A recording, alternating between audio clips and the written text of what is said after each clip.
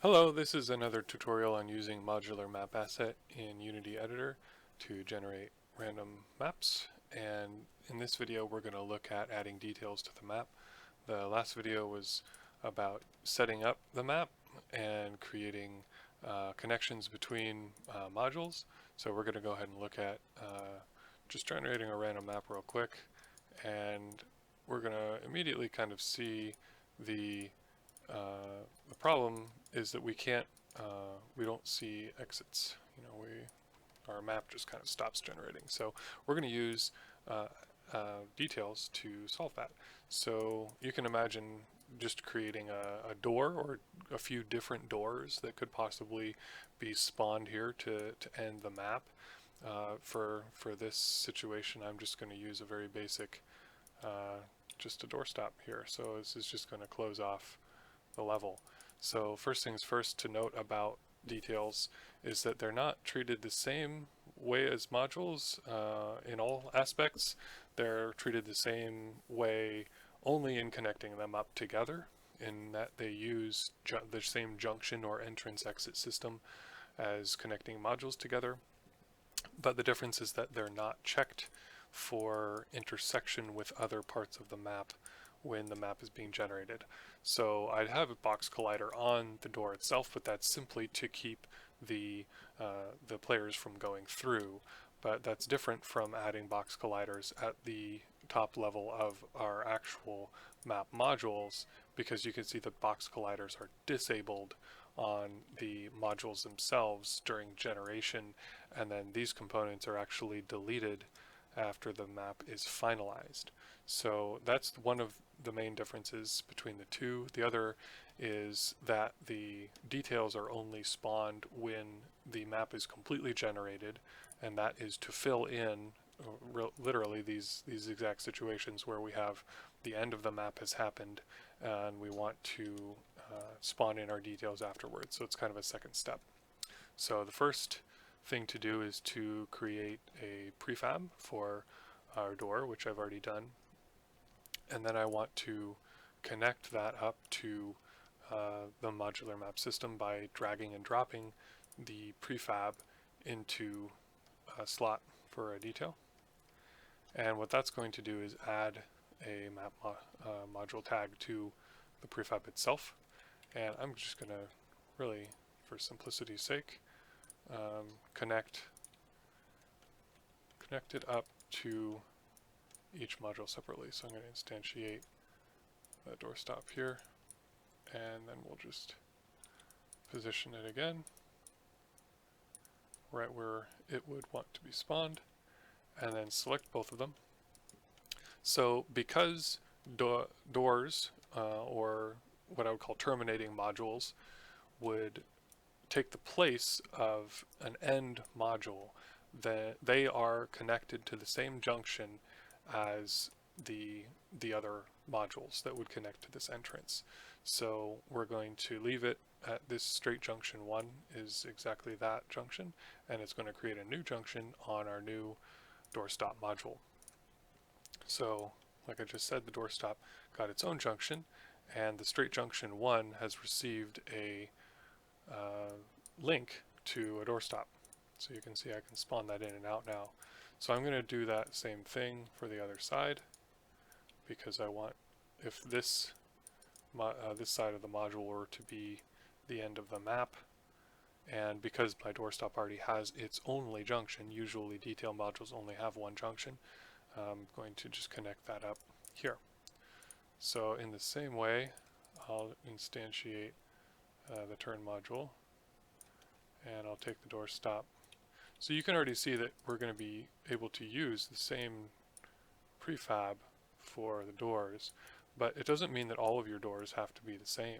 There could be two different doors that are, completely separate prefabs, and say I did create another prefab for that, and say it was a completely different shape, or whatnot, then you would put that into the same orientation, or whatever orientation you would want it to be spawned in, and put it and connect it to that same junction. And that would mean that the when this not the doorstop, but when the turn junction is terminated, it would choose randomly from those two different doors. So I'm going to go ahead and just finish adding doors to this random one here. Okay, so that should be it. So now when we generate a map, and I want to make this very turny, so I'm going to turn down straight junctions. So there's a weight on each one. If I want to have a lot of straight junctions, I can have this up, and very few turn junctions, I can turn that down. And as I generate, then it's going to affect that random number generator. Or the other way around, if I want to have very few straight modules but a whole bunch of turns, then we can do it that way as well. So obviously those details didn't spawn here, and that's, like I was saying, there's kind of a second step. So the two steps in creating a map is to first generate the map, which gives you the list of modules, and then the final thing would be to finalize it. It's a finalized map. It's a function on the modular map system that will both build the nav mesh, and it will also spawn the details. So when you spawn details, you can see that these junctions did not have modules connected to them. So it chose from each one of those junctions out of the list of the details on that junction to put a detail there. So that's really the basic gist of it. The first initial use case of it is for closing off the level, but you can also do it for adding enemies or bosses or anything like that to your level. A good example of that is also adding player spawn points. So I have a character prefab here of a guy. Let's go to that. So say this is your player spawn point, and I want him to be able to be spawned in this location for this module. And so to do that, you would first add him as a detail module. So I'm just going to add the character prefab as a detail. And then I'm going to spawn him in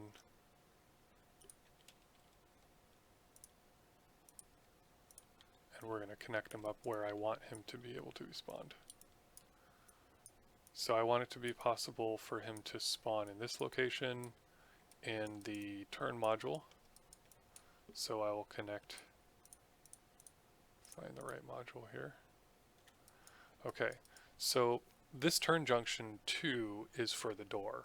So for detail modules, they have their own junctions within the modules themselves. So they're treated similar to the doors in that they're connected in the same way, but the junctions are independent. So I don't want to connect him to the door junction, because then instead of spawning a door all the time here, it will choose between spawning the player and spawning the door. So obviously I don't want that to happen. So I'm going to create a new junction in the turn junction, and I want to create it right here because it's on top of my detail module, and click connect. So what that's going to do is both create a new module connection on the detail module, and it is also going to create one on the map module itself. So now whenever the map is generated, it will spawn a player at each one of these locations. So obviously for a player, we don't want that to necessarily be the case. So we can control the amount of times, or the chance that a module will be spawned, by setting the minimum and the maximum. So that can be done on the module itself. Again, so that I only want this character prefab to be spawned a single time.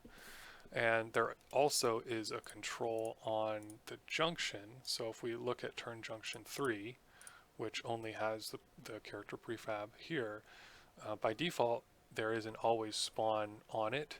So that means that some module out of the list of linked modules one of them will always be randomly selected. And that's not always wanted. You don't always want something to be spawned here all the time. You might want it to be possible to have nothing be here. So in that case, you can undo that, and the no spawn wait determines how the likelihood that something will spawn here. So if you leave it at 1, then that means that something will always spawn here. But the more you turn it down, then that's going to give you, hey, a 1 in 3 chance that that nothing is going to spawn here. So yeah, just playing with those will give you more control over your details.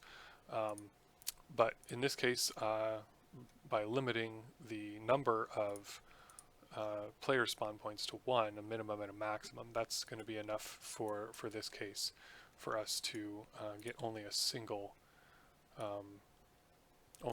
player to be spawned.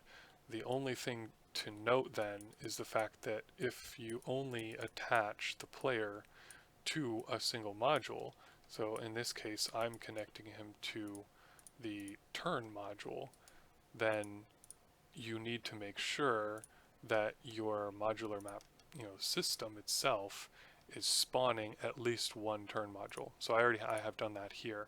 So the turn module is set to a minimum of 1. By default is 0. It means that if the random number generator runs a whole bunch of times, it's possible to get only straight modules. And we want to make sure that we get at least one turn module, because our player spawn point is within that module. And if that module is not spawned, then I can, it won't go through and spawn the character detail. Cool, so now we have the player able to spawn in there. I'm just going to generate a new map. And so we've got 2 turns in here. So when I click spawn details, I should get a player spawned at one of these 4 points, and the exit over there and the exit here should have exits doors. So there's the player. He's in one spot. He didn't spawn in the other spots because I'm only spawning one. And we got an exit, a door closed off on both ends. So that's the idea. Again, you can connect as many different details up to these as you want. You can imagine having, say you wanted to have, well, here's just a sphere. Say if you had details like they might be enemies, they might be just details throughout the level, you can create, all you do is create prefabs from them, add a new detail, add that as a detail, and then connect them up. So I want turn junction 3, so instead of spawning a player, it can also spawn this sphere. We can connect that up, and so that means that basically whenever a player is not spawned here, then it's going to spawn the sphere in that place. So we can see that in action if we just generate a new map and then we spawn the details. That means that it put a sphere here and here and over here, because the player was not spawned in that location.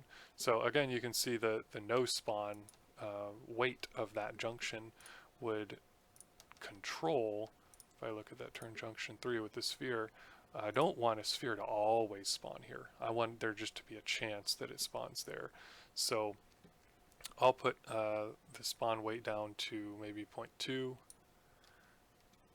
and then we'll spawn details again. So you can see that sphere over here disappeared, but I still have one over here.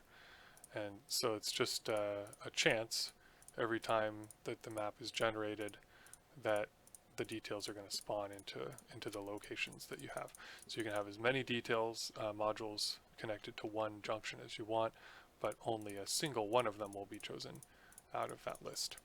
So yeah, just play with it. Let me know what you think, if there's any improvements that can be done, and I'll catch you in the next video.